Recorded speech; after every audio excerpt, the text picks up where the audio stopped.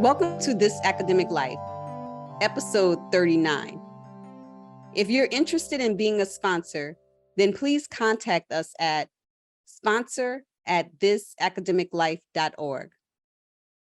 Hi, my name is Kim Michelle Lewis. I'm a professor of physics and associate dean of research. Hi, my name is Lucy Zhang. I am a professor of mechanical engineering. Hi, I'm Pania Newell. I'm also a professor of mechanical engineering. Many people in STEM love the process of discovery and the scientific interaction that drives research in academia. We are normally highly motivated, whether it's for science or discovery or for teaching or for serving broader community or some combination of each, and requires clear planning and vision. This episode covers some of the essentials in choosing a research topic for faculty and researchers. Let's start with the general question of how do faculty come up with a research topic? I guess I'll start. I think coming up with a research topic is very tricky. It depends on what stage you are in terms of your academic career, and it also depends on the situation and the timing of things. So, research topic can come from simply reading a very inspirational paper. You can get some ideas or something that really draws your attention. You say, well, I have some expertise here. Maybe I can explore a little bit further from there. So that's probably the most obvious ones. Although nowadays people probably write more papers than reading papers. So that's another story. But also for me, when I go to conferences, I listen to these talks. Sometimes very interesting talks can give me some inspiration of some new ideas because everything that's been presented are typically relatively new and refreshing, and they're not really out there yet. So if I see something interesting, I will go back home and then start dig out more information. But I think none of that is really a determinant of the final product of the research. It's mostly kind of coming up with initial sparkling idea and then go from there. Maybe after 3 months of doing something or try something, you realize, well, maybe it's not so interesting after all. So the research topic would then be dropped. So I think in various ways, they're more spontaneous than planned. I think one thing I can add is sometimes I reverse engineer and just write down what is my area of expertise. Like, what do I know how to do really well? And think about how I can apply that to a new field of research. So as Lucy mentioned, when you go to these conferences, you hear all of these different topics. And the entire time I'm listening, I'm thinking about, can my technique work to give them some insight into what they're trying to investigate? So sometimes I think of it that way.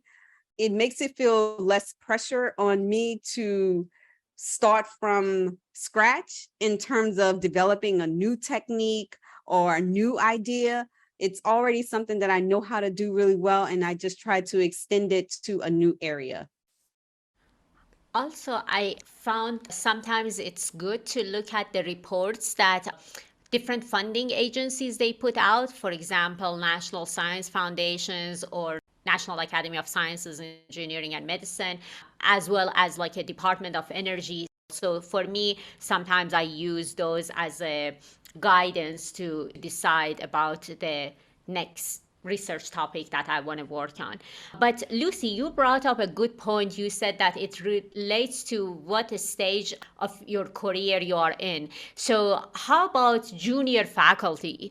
What we pointed out, like attending conferences or reading papers or looking at these reports, it's applicable to everybody, but there are specific things that junior faculty, they need to pay attention. Do you have any comments on how they can select their topic areas? I don't think there is a unique formula to that, but I do know that most important thing that junior faculty needs to consider is to be independent, independent from their advisors. So I think one way accomplish that is perhaps by building new collaborators, because by doing so, I mean, I'm not necessarily saying that they need to depend on new collaborators in order to establish their research. What I mean is perhaps that will give them some fresh ideas that can bring in where they can restart or rethink about a new direction in that sense. I mean, I've seen people doing more switching from more theoretical work to more application related work for that transition. So of course, by doing that, you also revert your research topic a little bit from your original research that you worked on. But I think everybody's research area is so unique. Their situations are so unique. So I don't know. I think it does take some time to figure that out for themselves. Every PI needs to figure that out. I personally think that maybe it's good to get to know the resources available at their institute and try to utilize those and tailor their research and try to come up with ideas based on what it's available. And you had a good comment that finding their own identity and distinguish themselves from their advisor. And that takes time, but maybe applying their knowledge to some new field might be a way to get there. What are the essentials to choose the research topic? So I think a couple of things to consider is the impact on the career and on the area. I think because you need to be able to articulate very well in the proposal how this is going to affect someone who may not be really interested in what you're doing, but the impact is so great. Now they want to learn about what you're doing, if that makes sense. So I think that's very important. And being able to articulate that so that whoever is not in your field can understand is extremely important. I like the idea of also how much the research is backed by literature in terms of how it can support your idea, whether it's new or whether it's an idea that hasn't been thought about for a very long time. Maybe it fell off the radar and people went in a different direction and you're trying to bring it back because now you have a fresh thought about it. I think that's also important.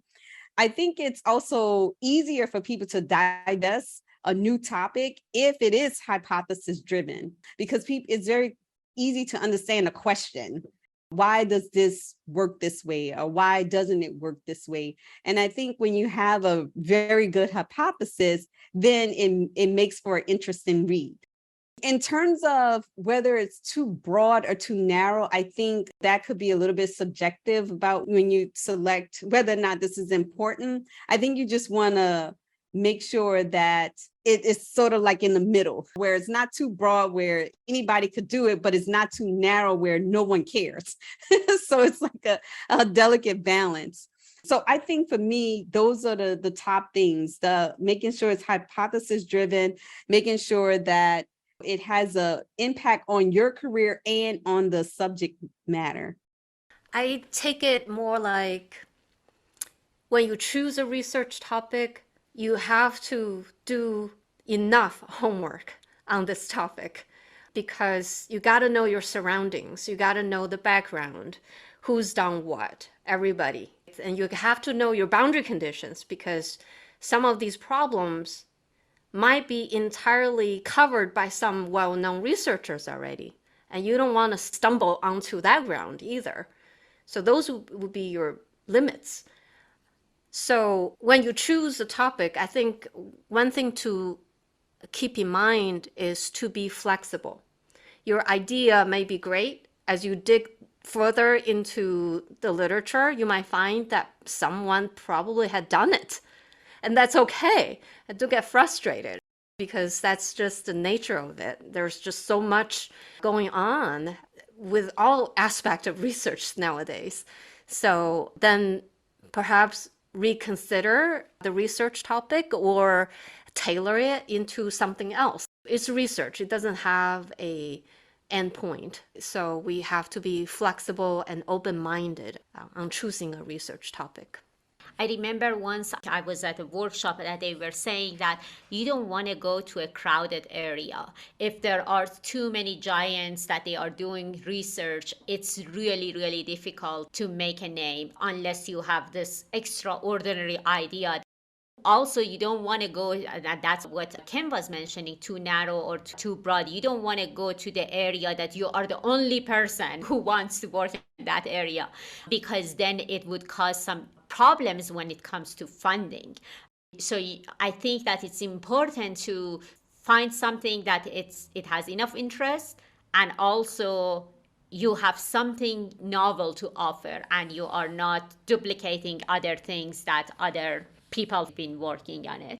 I think that it's important to pay attention that your research idea, it should be fundable. You should be able to convince some agencies that your idea is novel and it's worth investing in there. How should we decide if any agencies are interested in funding your research? Yeah, so one way you can find out is if just to go talk to the program manager, which is probably the most scariest thing that I had to do as a junior faculty member. So speaking to them either by phone or in my case, I actually visited NSF. I just spent the last 3 days of the week, like Wednesday, Thursday, Friday, sent them an email before I arrived, just made it seem like I was going to be in town, air quotes, and I wanted to drop by and speak to them about my research. And I highlighted the fact that I was a very new faculty member, kind of hinting, I don't know what I'm doing, I need some guidance. I used that for as long as I could, that I'm a new faculty and need some guidance and mentorship about this research project that I'm interested in doing, and can I stop by and speak with them? And most of the time, the program managers did respond, because who doesn't want to help a new person who's trying to figure out how all of this works? And for them, sometimes it's instant gratification to know they're helping someone that's very new, and they could make a huge difference by spending 10, 15 minutes. And I think to make those meetings very effective, I had to have a very quick elevator pitch because those people are very busy. So at the time, am I going to date myself if I say this? But at the time, I printed out PowerPoint slides and I had them in those clear plastic covers for the slides. So I printed out like maybe 5 of them and I brought them with me. And I had them in a little binder. So I walked in, introduced myself, faculty, and I'm in the physics department, et cetera, and wanted to share with you a couple of ideas that I had. And then I kind of went through very quickly. Each slide was an idea that was all kind of tied to a central theme. And literally, I kind of became a psychologist and read the body language, like, okay, they didn't like that one. Okay, oh, I saw a raised eyebrow. Maybe they have a question. So I kind of did that with program managers that I met with. And then some of them really had a poker face the whole time. And sometimes that's disappointing because they don't want to overcommit or overpromise or show too much excitement, because then for a new faculty, that kind of indicates the psychology behind it is that, oh, I think I'm going to get funded because he or she asked me a lot of questions. But nevertheless, I thought that was the best way for me to find out if a topic was fundable. And sometimes they would guide me in a different direction and say, we're the division of materials. And so we need something that's more like this. Or the way you think about materials is a little bit different from our interests. And so you need to think about it this way, or something like that. And so oftentimes that was very good feedback. So that's the easiest way I felt to do it, just to go talk directly to the program manager. Also, sometimes the really senior faculty members have some idea because they've been around, they know certain program managers. And as soon as I would say a particular program manager name, they would say, oh, not that person. Okay, here's what you got to do. And so then they kind of give me some feedback about how to engage that program manager, whether I should call them. And then they also know this cadence with the program manager. They will say, oh, well, if you got a call back, this is what that means for this program manager. And it was sort of like a very interesting, but very, to a new faculty member, very frustrating that you have to become a psychologist and analyze body language and all of this stuff. But that's, to me, the best way to find out if something is fundable. And I'm sure like there are other ideas out there. I can follow up on that. I think it's also many agencies do have those recently funded projects, and oftentimes they come with some short abstracts. And you could read, I mean, obviously you're not going to read everything, but you can go to the specific program that you're interested in or programs that you're interested in and just kind of browse through, skim through some of those topics to see what it's recently been funded and what is the interest. You may not get everything out of it, but I think you can get some very general idea that can help you shape, rather than just go blindly into a research topic that you have no idea what the outcome would be or the general outcome would be. Also, I found that some agencies have annual PIs meeting, and these are very important because they are open to the public. At least before the pandemic, they were all in person and open to the public. And you can just attend and listen to people presenting that they are funded through those programs, and you can get some ideas of what the program managers and the programs are interested in, and also you have the opportunity to interact with the program manager. So I think that goes back, Lucy, to your comment. It's part of the homework, and it's good to do your homework and make sure that you have full understanding of the program and the program managers, and also all these events that they are happening annually through different agencies. One thing I wanted to say is, if you want to stay active in research, then never leave it. The reason I say that is because I think I've mentioned in some previous episodes, when I was bearing children and raising infants, I had to leave because I was not engaged in anything that was going on. I was mostly spending my time wrapping up what I had before. In terms of absorbing new information, there was none of that. And coming up with research idea and write about it or even articulate it became really difficult when I came back. And it took me a very, very long time to be more in tune with what the community is working on, what the trend is.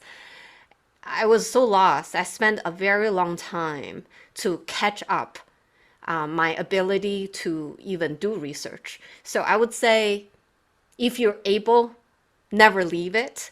Just stay afloat. Just always be there, even just occasionally, whatever chance that you have, never leave it. So that was my experience. Oh, thank you, Lucy, for sharing it. So we always need to discuss our idea with somebody. We can't just sit in the dark and then write secretly and then submit it to some agencies. But who should we share our ideas with, and who can we talk and discuss if we have any new ideas? Any thoughts on that? If I need to share with anyone, probably someone I really trust, that trust enough I can, one, to hear candid feedback, and second, if it's a really great idea, they're not going to steal it. So it's mostly more casual or not. I wouldn't, certainly not competitor per se, but I wouldn't go to someone that I just know and not know very well. I think for me, I'm more comfortable talking to more senior faculty, people who have my best interest at heart and would give me their feedback about the idea. I'm very comfortable.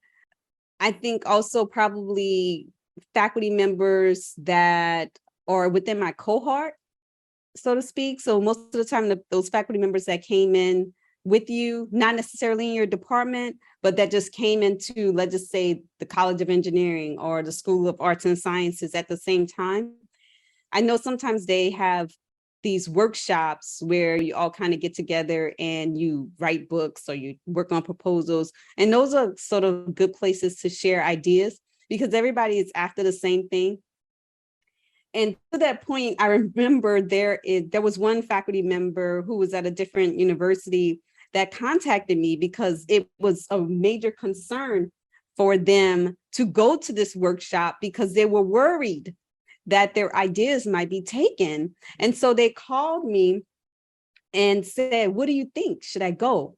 And it turned out that they actually had each participant of the conference or workshop sign something saying that they could not share outside of this group and whatever they discussed. And it was very rigid. And then it made, instead of giving the faculty member a sense of security, like, yes, I'm going to go, it actually freaked them out even more.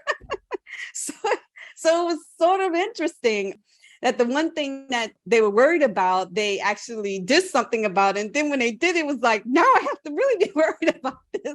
So I think you just have to go with your gut. But I think for me, the safest thing was to talk to more senior faculty members. And I felt like that was safe. And I felt like talking to colleagues that were not necessarily in my field was also very safe, because when you think about it, people don't have time to implement. When you think about your area of expertise, does someone at a different school have time to redo everything you did in the last 10 years? So when I tell people about my technique, it sounds really easy, but they don't know that you can only do it on Thursdays at 3 o'clock. It only works on Thursdays at 3 o'clock. I'm not going to tell anybody that, but I'm being silly here. But you understand my point, that there are a lot of details and nuances that go into really high level experimental physics, and not just physics, any experimental research. There's some nuance that you end up not saying, not intentionally, but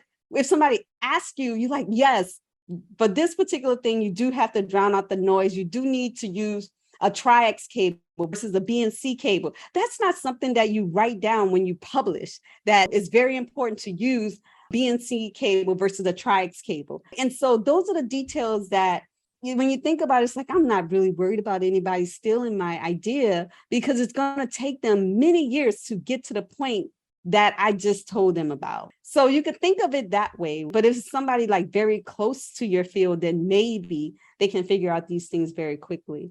So that's my opinion. Yeah, also, for me, I have this group of good friends from grad school that we always bounce back ideas and we discuss and share. We came from not the same lab, but the same school. And the trust is there, so I can share my ideas with them. And also, I think that in academia, this is a very competitive environment and we all need to take risk at some point. So we should risk it and share our idea with some people. Also, I don't know if you guys are having similar issues. I feel that I have more ideas than manpower to do it. So when you started, yes, you are holding on to, oh, I had this one unique idea. But then as you get more involved with research and your research team grows, you have more and more idea. And it's like, okay, if they stole one, good for them. I have another one. and if they want this one, I can give it to them too, because I don't have enough people to do it. I think that at early stage of our career, we are holding on to our idea so tight. And then, as you said, the people, they get scared of signing things and what would happen if I go to that event. So thank you so much for sharing your thoughts. Any other final thoughts that you would like to share with our audiences? Pania, earlier you mentioned about university resources. There are two things I think junior faculty particularly can probably look for and utilize. One is university centers or school established centers. Usually, like when I joined as a junior faculty, I do computational work, and then there are computational centers. So I didn't have to worry about purchasing new equipment, new computers, and then set them up, and I didn't have to worry about scheduling. I can just plug in and utilize the resources. And the center director told me, and as a junior faculty, you don't have to pay any computing time. So that was really, really useful. So those are the research resources that as a junior faculty that you can look for. Second one is most universities offer seed grants. So the seed grants sometimes are coming from the VPR office, sometimes they're coming from the school level. Just look out for those. Sometimes they have sort of initiation grants where you can just try it out, give it a 6 months and generating some preliminary results for your next proposal. So those are the things that we should all look for, especially for junior faculty. Thank you so much for sharing your thoughts and your ideas. As we heard from this quick conversations, it seems that there are so many ingredients involved in finding right research topic, and being able to choose a suitable research topic, in my opinion, is an important skill to have. For our listeners out there, keep in mind, as we grow as a researchers, our interests and our experience also evolve, and we may get involved with different research topics throughout our careers. But no matter what topic we choose, we should make sure that we are passionate about that topic. Thank you so much for listening. We hope you enjoyed this conversation. You can follow us on Facebook and listen to our latest episodes on iTunes, Spotify, Amazon Music, or Google Podcasts. If you're interested in being a sponsor, then please contact us at sponsor@thisacademiclife.org. Join us next time for the good, the bad, and the ugly of this academic life.